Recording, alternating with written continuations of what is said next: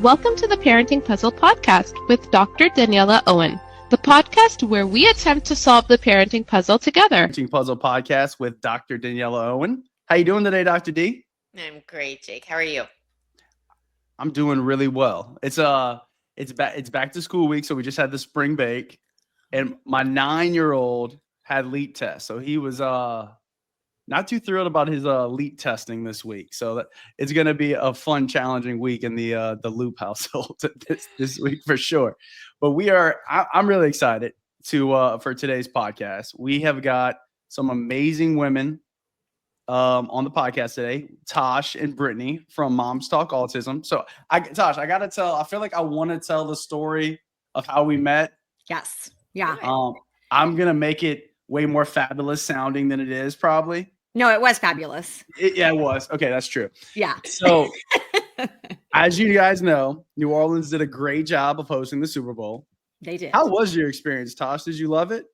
It was good. Oh, yeah. I mean, I feel blessed that I've just been able to do it, the last couple times that I've done it. Yeah. And so every time is just incredible, I feel like. But yes, I have a heart for New Orleans. And so it was awesome. Yeah. New Orleans is set up well for the Super Bowl because it's like a walking town. Yes. There's not many places that you can't walk to.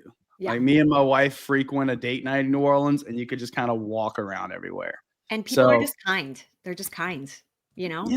You get a lot of Jakes. You got that Southern charm. Yeah. You get a lot of Jakes down there. Yeah, oh yeah. A lot of Southern drawl and kindness. Yeah. So the story of our meeting, I think, is interesting. So my family and I, we went, so there's like this whole like host of events for the Super Bowl week. So one of the events, because we can't afford to go to the actual Super Bowl. No, nobody can, friends. Yeah. Like, share, and subscribe. Maybe we can go in 20 years. Like, share, and subscribe. Yes. Yeah. So we were able to go to this Super Bowl experience, right? And it's very crowded, but it's a fun experience. A lot of cool things for the kids to do. Yeah. But our 3-year-old really struggles with sensory issues. He does not like loud noises, all those different things, lighting, stuff like that. So within like a first 10 minutes of us being there, it was already a struggle. Luckily, I came across Tash and the Culture City booth, and we got these cool headphones, and he still snuggles with his swoop, Tosh. Yeah. It was like the Eagles we got from you guys. He still snuggles with that thing. Shout out to the Eagles. Yeah, they did win.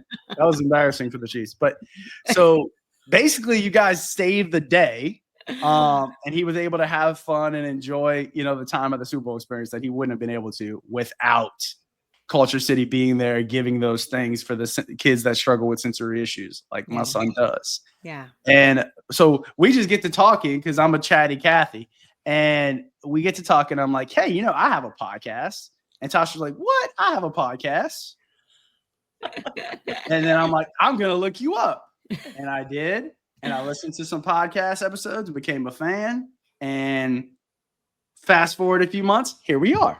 Did I recap that pretty well? Yeah, you did. So I would just say the little side note to that is the great thing about us girls starting our podcast is that it has connected us with some great people, and Culture City being one of those nonprofits. So again, just being blessed to be able to go and do events for them, to volunteer and do events with them, and one of those being the Super Bowl and the NFL experience. Yeah. And then that brought us together, and look at this. Come on. It's the way the world works. That's right.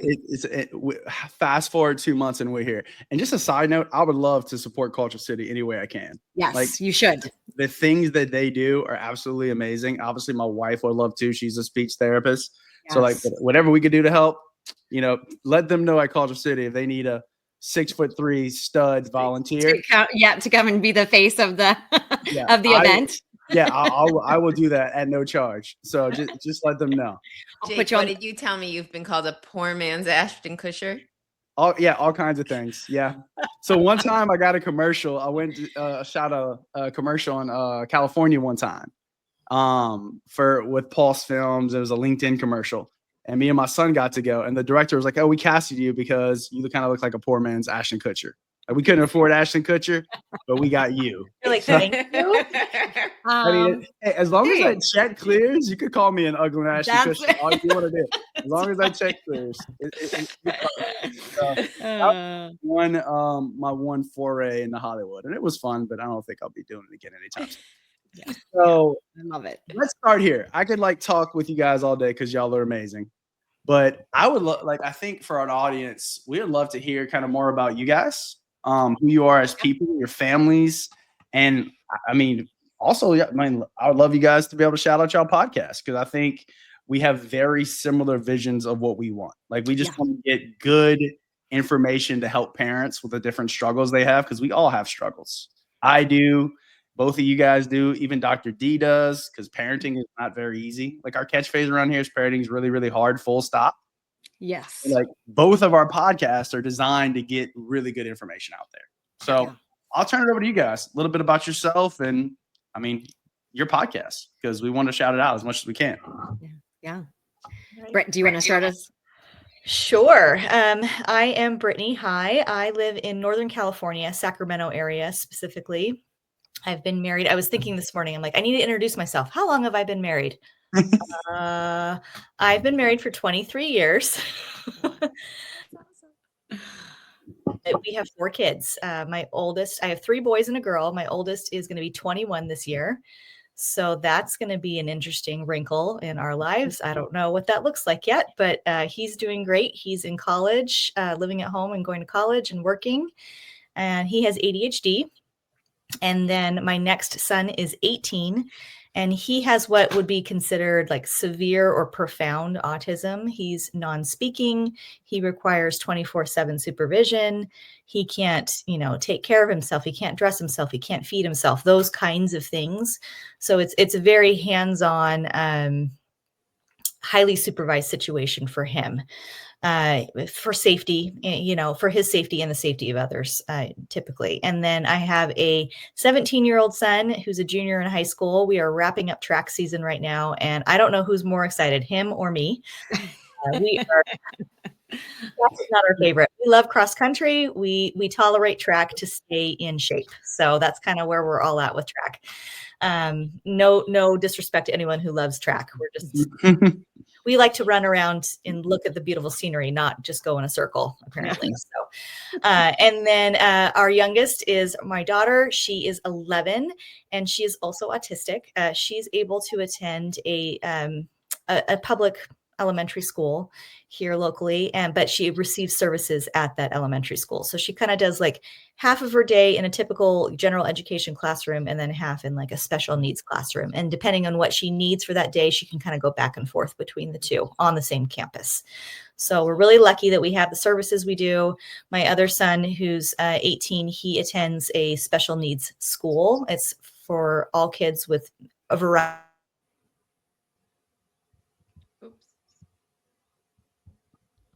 Family. And I've met these girls. I met Tash and Shannon and Jean during the pandemic. We were all struggling and trying to find connection and just survive homeschooling everyone all of a sudden, all at once. And we were in a larger group.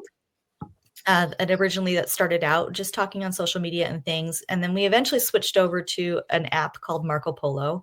We always like to shout them out because it's so pivotal in us starting, what we have today. And it's a video chat kind of deal. So we kind of, a few of us switched over to that, and then a few more kind of dropped off. And then all that was left was the 4 of us. And we just really connected. We felt seen and heard. We felt validated. We felt like we were making some kind of, I don't know, it wasn't like we were solving each other's problems, but we were supporting each other even from afar. And it was a real tangible thing that was very helpful to me. I'll speak for myself, but I think for all of us, it was very, very helpful. Even though our situations are different, our kids' struggles and disabilities are different.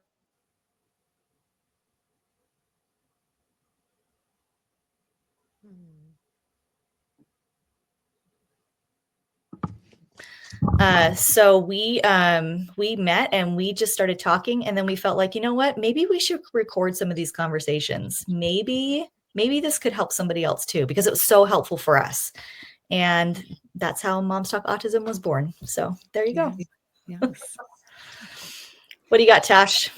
Well, I am a Pacific Northwesterner, born and raised here in the state of Washington. Love it. I love it. Love it. I'm an outdoor kind of girl. All the things: surfing, hiking, biking, running, all the things. And if you visit her, she makes you do it too. So just, I do. I'm a pusher in all the good ways. Yeah. So I'm a real good match with my husband, my sweet husband. And I will say, I think we've been married, I don't know, 14, 13, 15. That sounds about right. Something in there. And he is a first responder. He is a fire captain in the city next door that we live next to. And we have 2 kiddos. Actually, we have 3. We have 1 residing in heaven waiting for us. Our first pregnancy was twin boys, and we actually lost one of them after birth. And so our little survivor, who is 11, and he is our neurospicy. And then we have a 9-year-old daughter going on 19. It was just spicy. And she's just spicy. She might be more of a handful than our neurodivergent kiddo. But yeah, we are super active outdoor people. Like I said, my husband being a first responder, we live kind of this crazy scheduled, not scheduled life, right? We just kind of fly by the seat of our pants. I always say, it's a gift when he's home, but I always expect him just not to be home. So I am the captain. I am the true captain. He's just the captain at work. But yeah, we are in it with 9 and 11. We are getting into that adolescence, just all the puberty setting in. And I am privileged enough to be a stay-at-home mom. I like to call myself a philanthropist, though, because, I do a podcast for free and volunteer at my church and other such things. So yeah. And just like Brittany said, much about our story, we, I think just the blessing of social media was that our meeting and not having, we would have never crossed paths before. Yeah. And we came together because of having neurospicy kids. And then we took it off, like Brittany said, and we got dirty quick. I mean, like face masks, crazy hair, like y'all can see today. And we just got real. We got real and we got deep really fast. And it was a lifesaver for sure. It was that preserver, that none of us expected, and just so grateful that it happened. So that's kind of, like Brittany said, what we wanted to provide for other people, what we didn't have in the beginning of our journey with getting our child's diagnosis. So yeah, that's it. That's awesome. So like, I guess when I think back to like 2020, that whole that COVID time, oof, that was a rough season for a lot of people. Like because you couldn't really have, across the country, you couldn't have that human interaction. And like for people like us, or like me as well, like I love people. I love to be around people, right? So it's amazing that you guys are able to find, and that's how this all started, right? In a time where people were like struggling to get connection and struggling with loneliness, you guys are able to find connection and like family and support. And that's kind of how this whole thing started. And y'all are just like, yo, this is helping us out. Maybe this will help all kinds of other people out. And here you are. Yeah. Where we are now, 2025. Yeah. I'll tell you, Jake, it was what the first time we met in person was what, Brittany, a year? About a year? About 2021 or 2022. I can't remember. It's maybe a year, a little over that. And it was like we had known each other forever. It was like, yes, we were physically touching each other for the first time, but we had just, it was such a deep connection on our Marco Polo. Like I said, we got into it. We were in the trenches quickly with all of our life struggles and all of that, it was so incredible. First time coming together, and much like I said, Jake, we were like, we want this for other people. It was a little bit of a joke. The podcast thing was a little bit of like us, laughing. Oh, well, maybe we should start a podcast. I think it was actually when we met in person the first time. Yeah. And then somehow it became a reality. It is what it is now. Yeah. So Hey, it's working out. it is. You guys got vulnerable quick. So when you met each other, you're like, Oh yeah. there's no awkwardness there because y'all you already knew Yes. each other. There was no hiding at that point. Y'all were there to help each other out. So that's amazing. Yeah.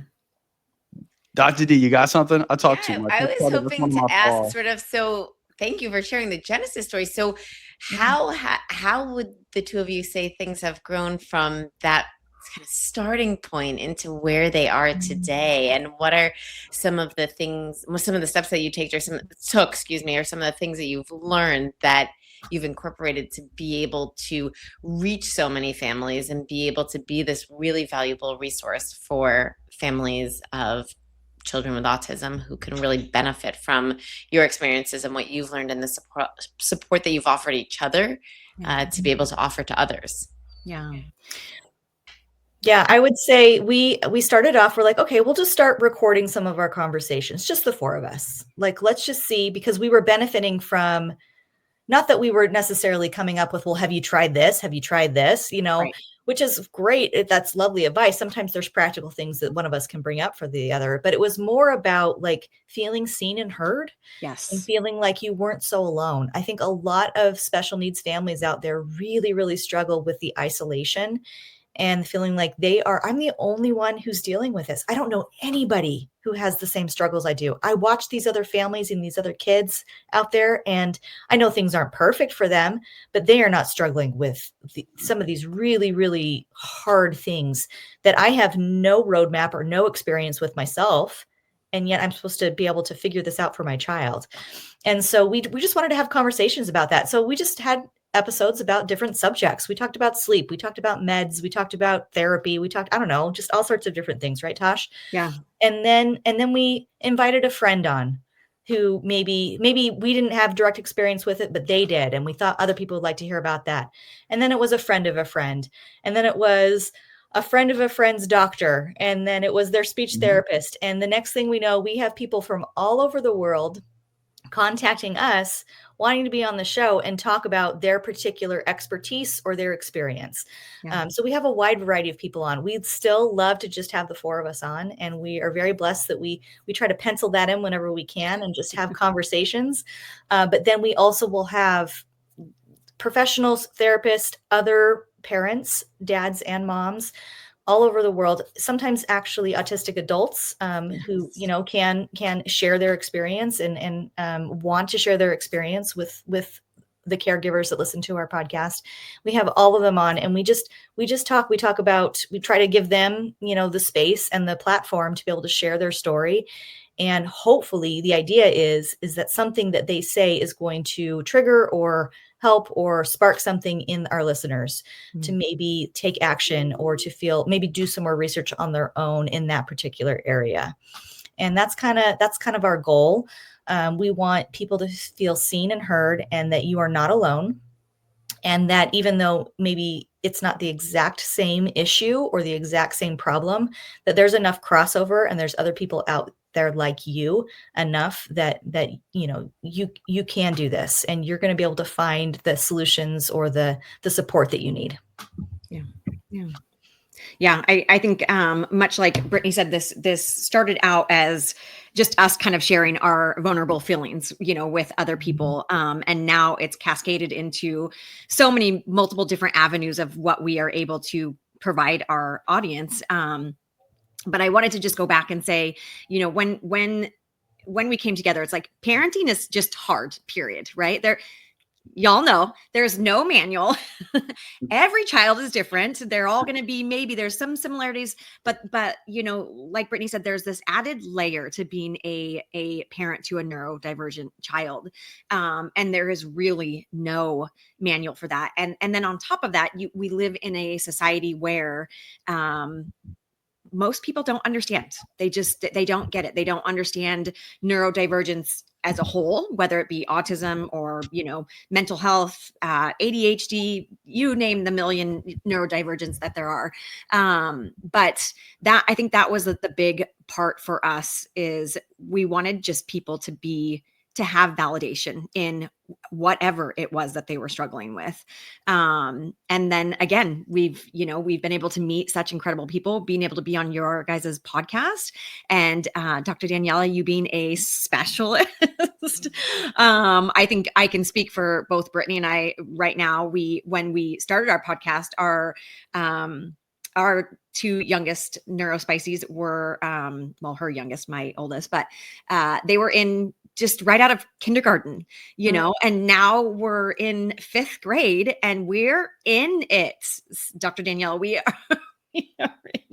are all the emotions and the hormones. And again, now you add the portion of being autistic, and that just adds an element of all the unknown, right? So, I mean, I guess I would say, asking you right now, like, what is something with our kiddos, and again, take autism to the side, but just dealing with that daily emotional shift, right? How do we do that? How do we do that as supporting them, but then keeping our own personal, not losing our cool, not having our own little parent meltdown? Yeah, that's a wonderful question. And I agree, it applies to neurodivergent or neurotypical kids, but certainly there are some distinctions, right? But I think one of the biggest things that you've both been talking about, and that I want to kind of echo, is just validation, right? Validation for, and labeling what's going on. Like, I think one of the most powerful parenting tools we have is when we're able to say, this is what's happening here, right? And so mine are little, so it's like, oh, this attitude going on, this is hunger, this is tired. And when I say that, I come to that moment with such a different mindset than when this is just sass or this is just rudeness, right? And so being able to say, we're hitting puberty. This is hormones.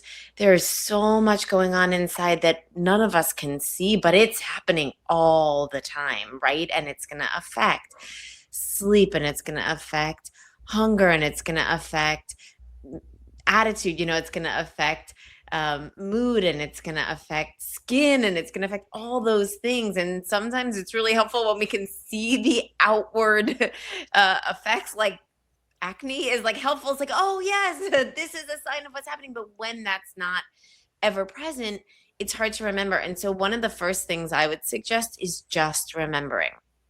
This is puberty. This is pre-puberty. There is so much going on inside. And then when we don't take it personally, it's a lot easier to parent, right? It's a lot harder when in that moment we're feeling like offended by the attitude we're getting, or surprised or confused or upset.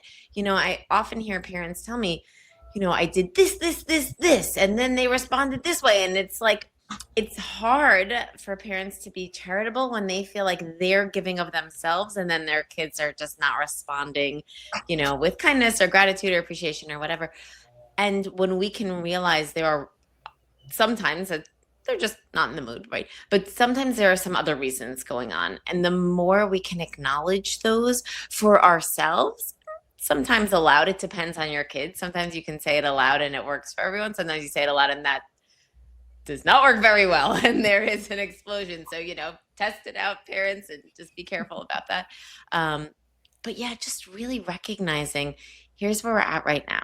Here's what's going on. And then adjusting our expectations as a result of it, right? And so, Tash, I think you have a ton of experience with this, having a spouse who is responding to emergencies all the time, right? And having to kind of leave it. I know, I can see.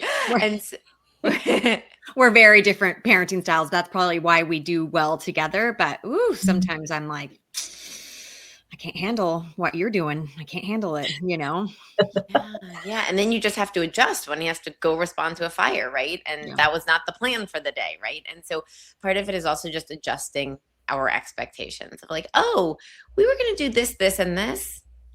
Okay. Yeah. We need to edit that plan.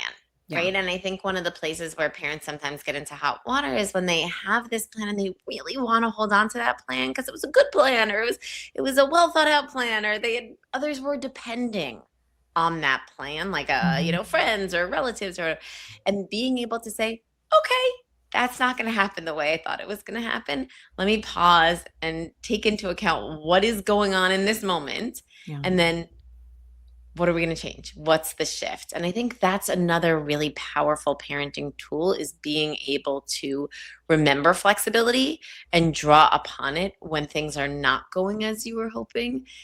Because that's going to happen, in this. I like that you use the word spicy. And I always think of adolescence as like a spicy time, right? And puberty and pre-puberty is a spicy time. You never know what you're going to get. And so just keeping your own cool and recognizing we can adjust.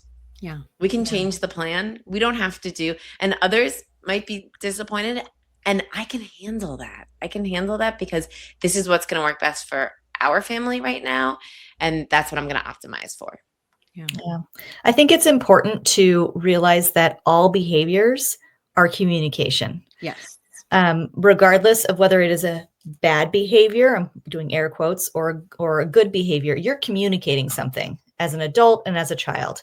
And as someone who has an 18-year-old son who cannot verbally communicate with me, I have to take whatever his behaviors are and interpret those. Mm-hmm. So I'm like the translator for him, right? And so I need to be very in tune with that. And that can apply to any parent in any situation, regardless of age or ability. If your child, like you said, is crying, you're like, okay, are you crying because you're just being sassy, or did you skip breakfast today and you're hangry? That's communication. You are communicating something in that season. And I think as a parents of neurodiverse children and having these extra layers of disability and challenge, whether that's with communication or behaviors or sensory or whatever it is, I personally am I like to be in control of things. And Tasha's laughing because she knows. That's putting it mildly, but very mildly. I am a very organized and controlling person. I like things just so, and I have a plan, and it's a good plan, just like Dr. Daniela said, and I'm going to do this, and it's going to work out great. And if I have learned anything in the last 21 years of parenting, is that I can come up with the best plan under the sun, and it is going to completely fall apart, or a part of it is going to change, or whatever. And I need to be able to pivot and change and adjust accordingly. And I think neurodiverse families develop that skill set at a higher rate because you are going to have to be flexible a lot more often and in more drastic ways. And you're going to have to find accommodations accordingly, depending on whatever, your family needs in that moment. And then you're going to come up with this new adjusted plan, and then it's going to change again. Yes. And you're going to come up with that new plan, and then it's going to change again. And that's what we have to do as these neurodiverse families and these caregivers for these kids. So that's kind of a huge part of my learning curve as a parent and as a 40-something-year-old woman now, is learning to let go and learning to pivot or adjust accordingly in the moment. And the more you do that, it's like any muscle you develop. The more you do that, it's going to get stronger and better, and your reaction time is going to be better. You're going to be able to do it faster. You're going to be able to do it more effectively. And it's just something that you learn slowly over time. So I guess start practicing now. Yeah. Yes. Yeah. I think, Dr. Daniela, one of the harder struggles too within our families is having that neurodiverse kid or kids, and then the neurotypical, right? Because a lot of the times we are catering, I would say, more to our neurodivergent child or children. And so it does put our neurotypicals in this spot of either like growing up a little bit quicker or just being, sorry, you're getting the short end of the stick a lot of the times, and that is hard. That's been one of my biggest struggles in parenting, is feeling like I am constantly letting my daughter, I don't want to say letting her down, but it being like, well, your brother needs this, or we have to leave because this, or we're not doing, and that's hard. I feel like there's going to be future therapy sessions for her, and then just once again, Tosh, that's about control. You had an idea of how this thing was going to go for your daughter, and it's not working out that way, regardless of whether it's your son's fault or not. Right. And now she's going to have to pivot, and you are too. And your expectations are going to have to change as well as hers. Yeah. And if you do that over and over and over again, there's a grief to that. There's a sadness. There's a part of you that has to learn how to accept that as well as your kids do. Because we have these grand ideas about how our parenting is going to go, and then how our children's lives are going to be, right? Yeah. When you hold that baby in your arms for the first time, you have these ideas about what their life is going to be like when they're your age, and you're going to provide all these wonderful things for them. It's not going to be perfect, but you're going to do the best job you can, and things are going to fall into place. And maybe that's not necessarily how this is going to go now. So, yeah, this is good about adjusting expectations, as you go. Tash, what you were talking about, it reminds me, and Dr. D, maybe you can address this too, but like in a lot of our podcast episodes, we've heard similar themes to what you're talking about, like having guilt as a parent because one child is getting more attention than the other. Yeah. Like we've had parents come on and talk about like, hey, I'm concerned about who's getting more time when we're putting the kids to bed, right? And it's an interesting thought process as a parent to say, I'm doing the best I can. There's no manual, and I'm just adjusting as I go. Yeah. And sometimes there might be inadequacy on time and all these different things. We're doing the best we can. Yeah. And, hey, I did therapy and I turned out okay. Well, I was just going to say, Dr. Daniela, how many times have you heard this?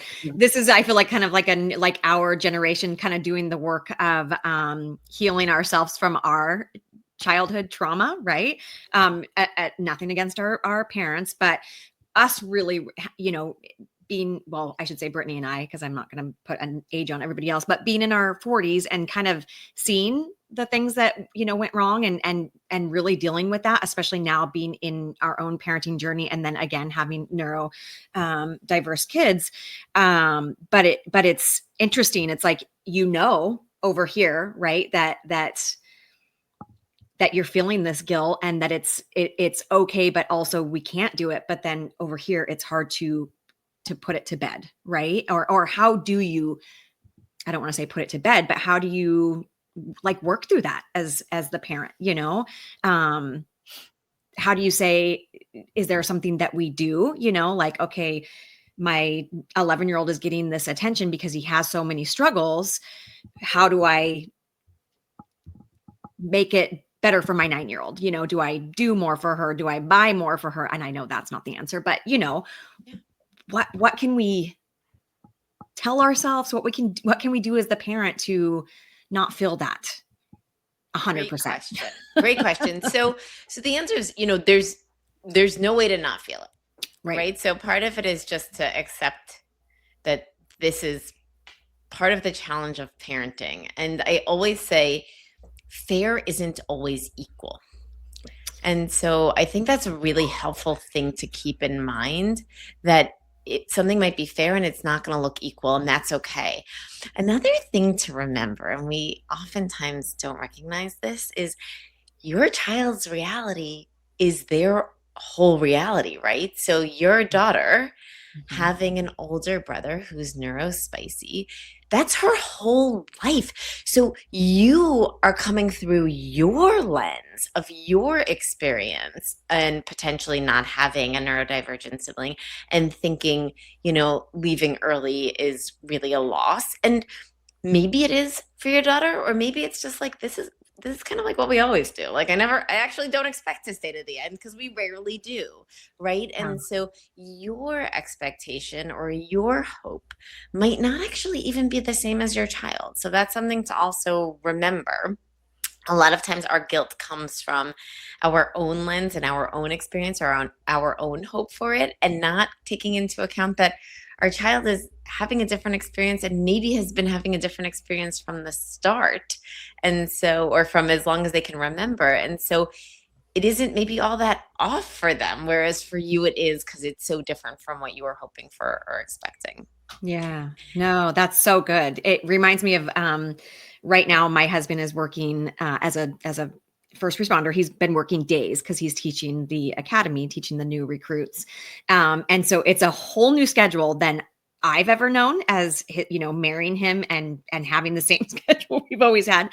And then it's all my children have known since they've been born, right? The fired 24 on, 48 off, 24 on, so to have him home for days, it's been something new, and there's like good and the bad, but it's like, oh, this is not normal for any of us, and so we're all having these different emotions coming up, and it's like, yeah, because the schedule before was all we had ever known, and so now it's this weird different thing, and we're like, we don't know what to do with this, so very interesting. Same thing that you just said, my daughter's only ever known having an autistic brother, having moments like that. It's interesting to think about it from that lens. I think I draw a lot of comfort in some of the people that we have met who are further along, especially those siblings that we have interviewed on the podcast or just met personally through these channels. And they're, grown, they have their own families now. They're still involved with their sibling who's neurodiverse or disabled. And they talk about the hard things. We specifically ask them about the hard things. And there are really difficult parts. Some of them are actually caring for their sibling now as an adult. But at the same time, there is so much love and so much compassion and understanding and joy that I'm hearing from these siblings and these older, older or younger siblings of these individuals. And so I draw a lot of comfort from that personally. And as someone who has 20-year-olds and, down to 11-year-olds, I'm seeing that it is not easy, and there are adjustments, and there's things that my boys specifically are going to need to reconcile with in some way, or grieve or understand, or, I want them to have the support that they need. At the same time, I feel like they view the world in a very unique and significant way that is going to make the world a better place, because they have known nothing but being flexible and compassionate and understanding and opening their hearts up to people that are different than them, who think different than them, that need different things. They have that built in from the very first day they've been in this family. And I think that's a real gift. It's a very, very hard-earned gift, but it's theirs. And I couldn't be prouder of them. Even when they make mistakes, even when they're annoyed with their autistic siblings, or they say something rude, or they don't handle the situation well, because I don't either. And I'm their mom, it's okay. But they're going to be able to go out into the world. And I think they have a very, very unique and special skill set. Yeah. If that brings anyone comfort, there you go.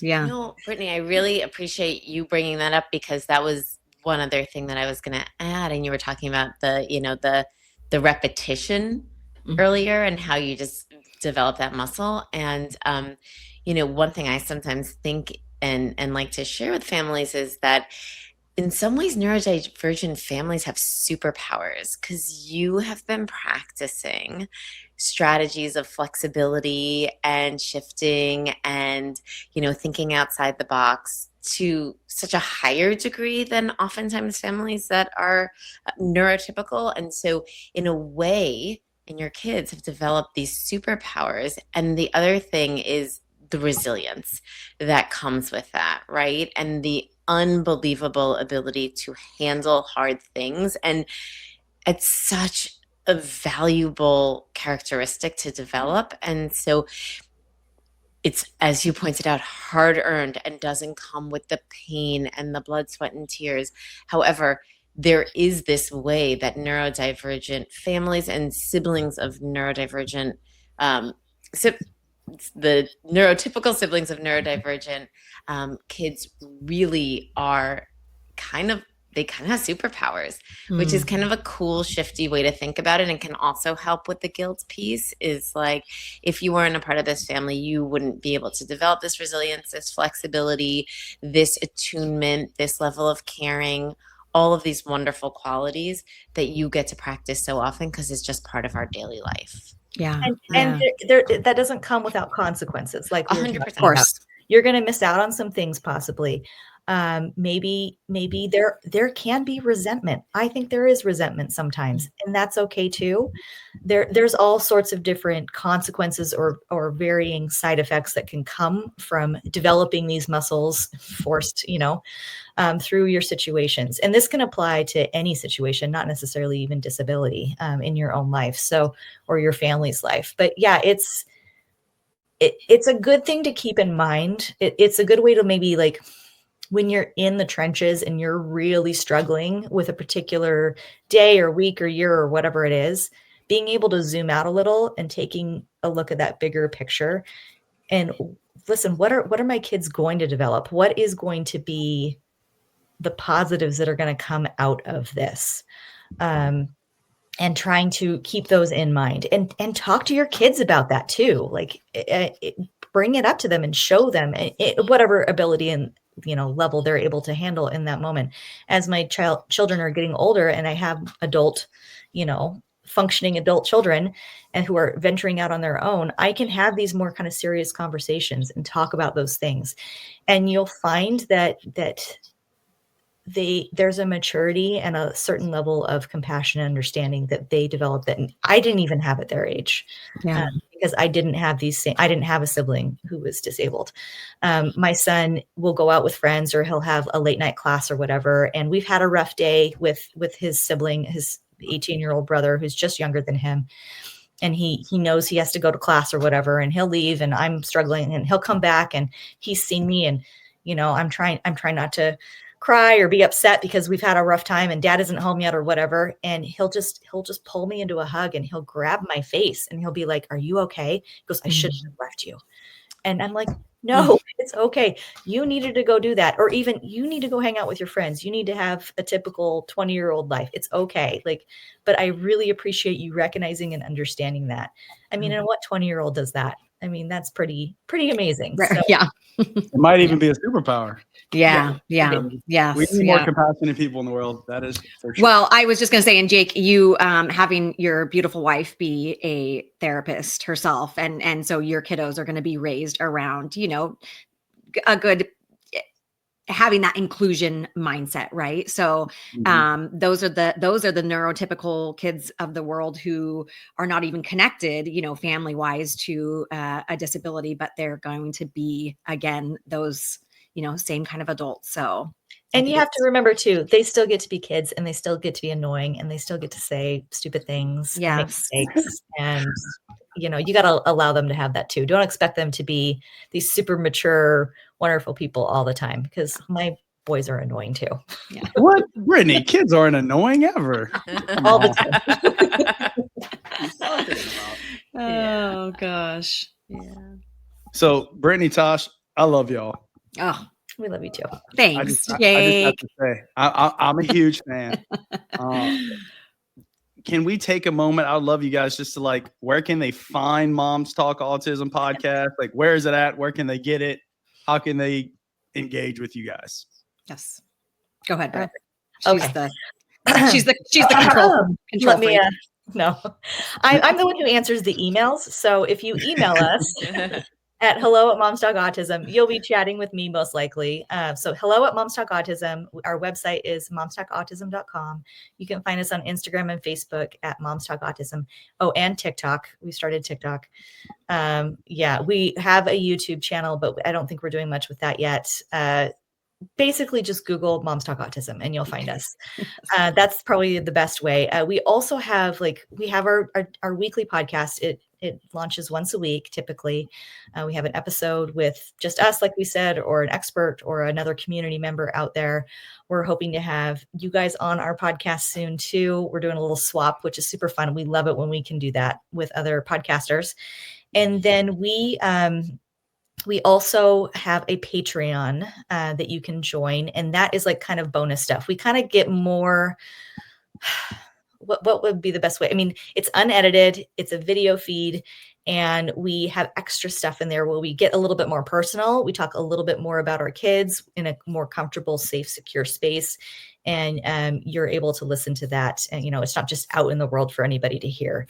And I felt a lot of benefit from that. I feel like it's been really, really nice to have that extra layer of, closeness and more of a private space to have deeper conversations, not only between the four of us co-hosts, but with some of our listeners on there. So go check that out. Yeah, that's probably, did I forget anything, Tash? Yeah, we're on every podcast player. So we're everywhere. Anywhere you listen, we'll be on. Get rid of us. So hey, we are not trying to. You got a fan in this guy. That's for sure. Dr. D, are you ready for my favorite segment? Okay, I got to do a quick shout out. Look at us. We have a sponsor. So we're nice. We're like professional now. Can y'all see this? Yes, I love it. Okay, so big shout out to our sponsor, Louisiana Flag Football. So my son and I are very involved with Louisiana Flag Football. So if you are looking for a place for your kiddos to be active, be competitive in a safe environment, look no further than to Louisiana Flag Football. They're actually the largest flag football organization in Louisiana. So go check them out today at this website. And we are so thankful for them for supporting the podcast. And Dr. D, without any further ado, I'm going to play this thingamajiggy.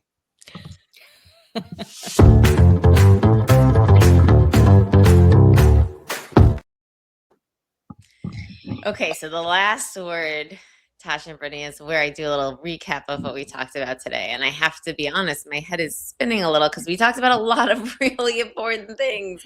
And so how to summarize and highlight, I'm not exactly sure I can.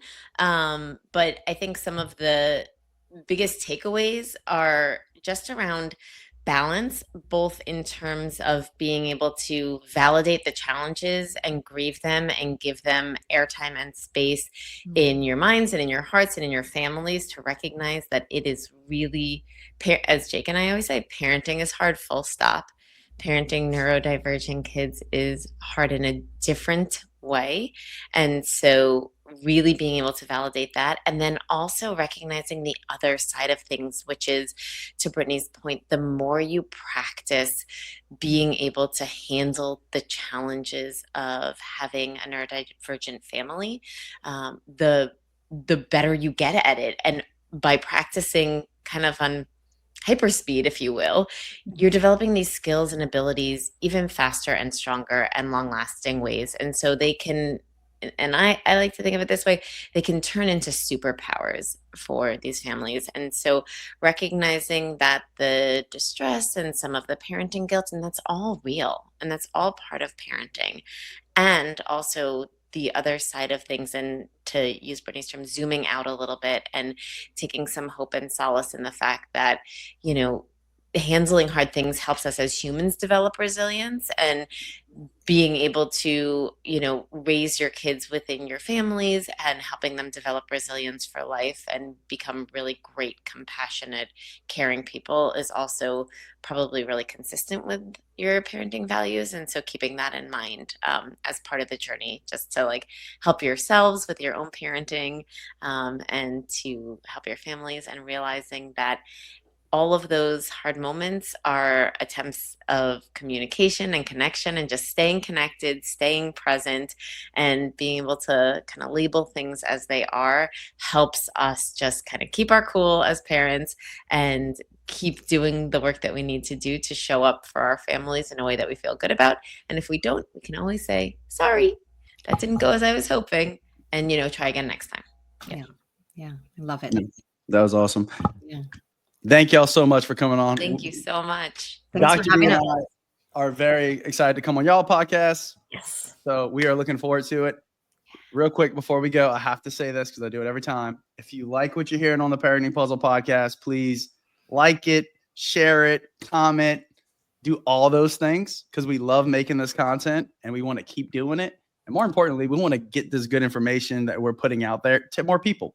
Same thing with Moms Talk Autism. We want to get this information that builds community and builds support out there into the world. So like, share, subscribe, help us out. Everybody have a great day. Thank y'all so much. I love y'all. See y'all soon. Thank Bye, guys. Bye.